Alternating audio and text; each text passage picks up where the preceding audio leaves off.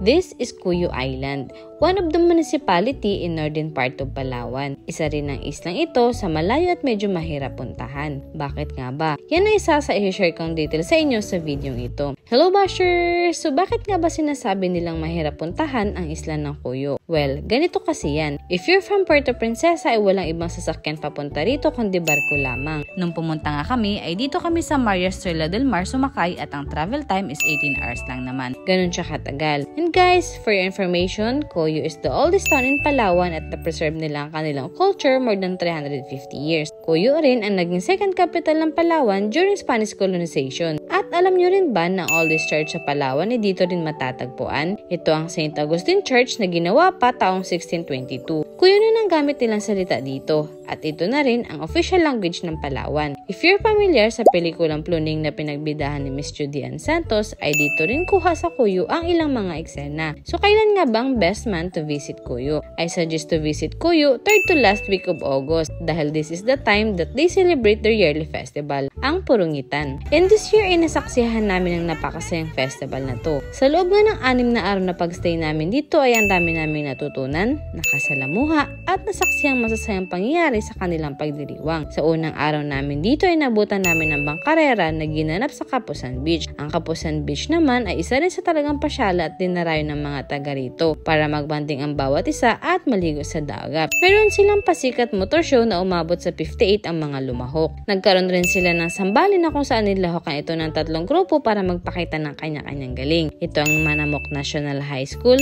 Cuyo at Suban National High School. Ganun rin sa Ati-Ati na sinalihan naman ng 4 na grupo. Ito ang Tribo Katinluba, Sumamapa, Baka Sandayan at ang nagwagi sa contest na ito ay ang Lagaw Kabuludan. Ang mga ito ay pinagsama-samang barangay sa bayan ng Cuyo.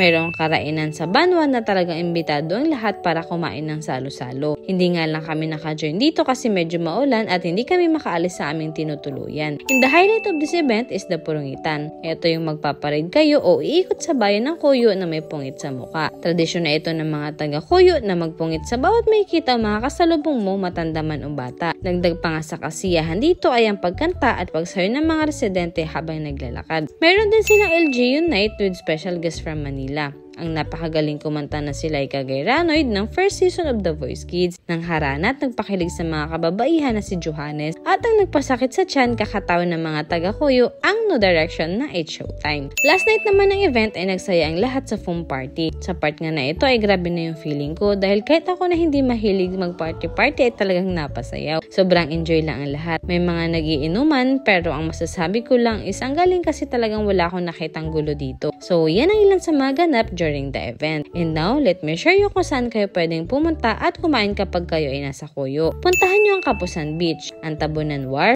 Casalima Resort, at sa Cabanas in La Playa. Kung hanap nyo naman ay makakainan ay punta lang kayo dito sa Gilumi, Batangas. Itry nyo yung kanilang super creamy halo-halo at ang 35 pesos batchoy sa Bajok Restaurant naman. Syempre, wag nyo rin kalimutan ang bilihan ng pasalubong. Sa palengke, ang masarap at hinahanap-hanap na lato ng Cuyo. Pero guys, alam nyo ba na ayon sa mga residente mula sa Rizal Magsaysay talaga nanggagaling ang malutong, malalaking butil at masarap na lato katulad nito. Cultured kasi talaga mga ito at hindi katulad sa lato ng Cuyo na maliliit at hindi gaanong tumatagal. In short, magkaiba raw ang latong Magsaysay sa latong Cuyo. Sa gate naman na pier kayo makakabili ng buti-buti kapag may paalis na barko. Pero ang buti-buti ay galing at gawa rin daw sa munisipyo ng Magsaysay. I suggest na bilhin na rin kayo ng Hopia Serrano at mayroon rin tindahan ng kasoy sa bayan. Nalimutan ko nga lang yung pangalan. So that's it guys. I hope nabigyan ko kayo ng ilang details or information about Cuyo. Malay mo, magkita tayo sa next Purungitan Festival, diba? Char.